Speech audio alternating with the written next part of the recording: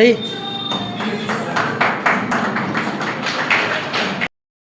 ఏంటంటే ఇండియాలోనే professional military training అనమాట. సో ఇప్పుడు దాని గురించి చెప్తాను.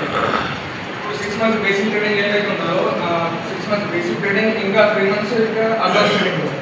ఒక సోల్జర్ ఎట్లయితే ఒక సివిలియన్ నుండి సోల్జర్కి ఎట్లా కన్వర్ట్ కావాలా, ఎట్లా తర్వాత క్లైమేట్ ఎట్లా సెట్ కావాలా, ఏ సిచ్యువేషన్ వచ్చినా ఎట్లా ఎదుర్కొంటారని దాన్ని బట్టి ఆ ట్రైనింగ్ ఇవ్వడం జరుగుతుంది.